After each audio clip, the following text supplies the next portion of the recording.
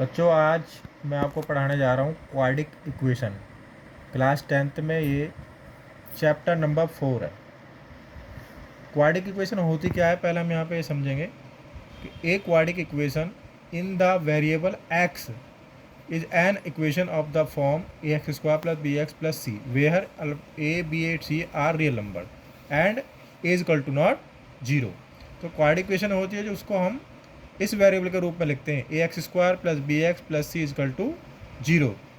But condition ये है कि ए की वैल्यू कभी भी जीरो के बराबर नहीं होगी। अब रूट्स ऑफ क्वाड्रिक इक्वेशन क्या है, तो इसके अंदर आप देख पा रहे हो गया एक्स स्क्वायर, तो इसका इट मीन्स इसके हमें दो रूट्स फाइंड करने हैं। कितने? दो। The roots of a quadratic equation a x square plus b x plus c is equal to zero are called the zeros of the polynomial a x square plus b x plus c. तो यहाँ पे हम दो roots find होते हैं इसके, जिनको हम टू जीरोज़ भी बोलते हैं। क्या बोलते हैं? जीरोज़। अब आता है आपका इनको हमें फाइंड कैसे करना है। तो ये दो तरीके से फाइंड होते हैं। एक तो आप सीधा फैक्टर करके, जो ऑलरेडी आपने 9th क्लास में जो क्वाड्रिक पॉलिनोमियल था उसको आपने फाइंड आउट किए थे, उनके फैक्टर्स किए थे, तो उसके अकॉर्डिंग हम जीरोज़ को फाइंड कर सकते हैं। दूसरा क्या है? क्वाड्रिक फार्मूला है जो आपको अब 10th क्लास में मिला है। तो क्वाड्रिक फार्मूला क्या है? श्रीधराचार्य मैथमेटिशियन से उन्होंने रूल बनाया था, श्रीधराचार्य विधि। तो इसको हम एक तरीके से ये बोल सकते हैं श्रीधराचार्य विधि। तो इसकी वैल्यू कैसे निकालते हैं? X equal to minus b plus minus under root b square minus 4ac upon में 2a। जहाँ इसके जो प्लस माइनस है तो इसका मतलब इसके दो वैल्यूज हैं, अल्फा और बीटा, यानी कि इसके 2 जीरोज हैं, अल्फा और बीटा। इसके बारे में हम आगे क्वेश्चन कराऊंगा तब मैं आपको बताऊंगा। अब आता है डिस्क्रिमिनेंट। ये क्वाड्रिक इक्वेशन के अंदर जो चीज़ पूछी जा रही है मैं उसके बारे में आपको बता रहा हूँ। तो आगे क्वेश्चन पूछा जा सकता है कि डिस्क्रिमिनेंट क्या होता है। तो डिस्क्रिमिनेंट मीन्स डी, और जो डी है उसको हम निकालते हैं बी स्क्वायर माइनस 4ac से।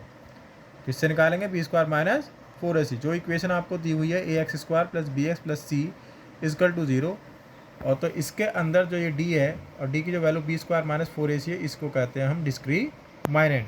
तो आप क्या करोगे, जब आपको ये क्वाड्रिक इक्वेशन दी होगी तो उसमें से ए और बी कोफिशिएंट और सी को निकाल करके उनको यहाँ पे पुट करना है, उससे आपका डिफाइंड हो जाएगा।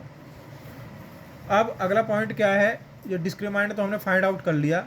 अब नेचर ऑफ द रूट्स, कि रूट्स का नेचर कैसा है। जो रूट्स है जो आप निकाल रहे हो उसका नेचर कैसा है। Case first, when D is greater than zero. अगर डी की वैल्यू जीरो आती है, मतलब बी स्क्वायर माइनस 4ac की वैल्यू जीरो आती है, ग्रेटर दैन जीरो आती है, तो the roots are real and distinct, या यूँ कह सकते हैं कि real and unequal. Real and unequal.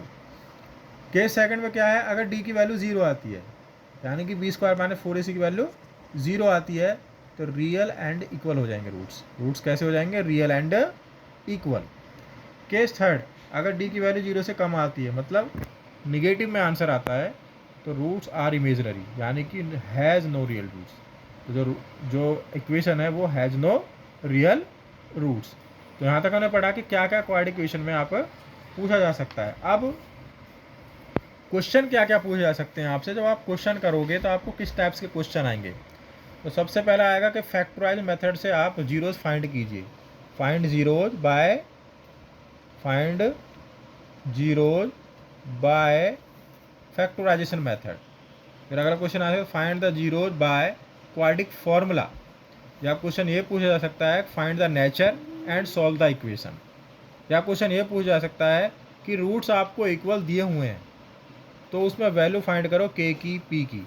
Roots आपको इक्वल दिए हुए हैं और रियल दिए हुए हैं, तो फाइंड द वैल्यू ऑफ के एंड पी। या पांचवी टाइप से क्वेश्चन आएगा आपको इसमें वर्ड प्रॉब्लम का। किसका आएगा? वर्ड प्रॉब्लम का। एग्जाम्पल हम कोई क्वेश्चन ले लेते हैं कि solve, first question, solve 4√3x square plus 5x minus 2√3 equal to zero. ये क्वेश्चन है। इस क्वेश्चन को कैसे सॉल्व करना है, तो हम इसको फैक्टराइजेशन मेथड से सॉल्व करेंगे, जो आपने 9th क्लास में भी किया हुआ है। आप जानते हो कि हम इसको और इसको एक साथ लेते हैं, 4√3 मल्टीप्लाई 2√3, तो 4 2 जा 8, और √3 की मल्टीप्लाई √3 में होगी तो क्या आएगा? 3 आएगा बच्चों। तो 8 3 जा 24। आप जानते हैं जैसे रूट 3 की मल्टीप्लाई रूट 3 में करते हैं तो रूट 9 हो गया। रूट 9 का स्क्वायर रूट क्या होता है 3। तो कितना हो गया ये 24। अब हमें 24 के ऐसे फैक्टर करने हैं कि ये प्लस माइनस करके 5 आ जाए। तो आप जानते हो 8 3 जा कितने होते हैं 24, और 8 में से 3 गया तो कितना बचेगा 5।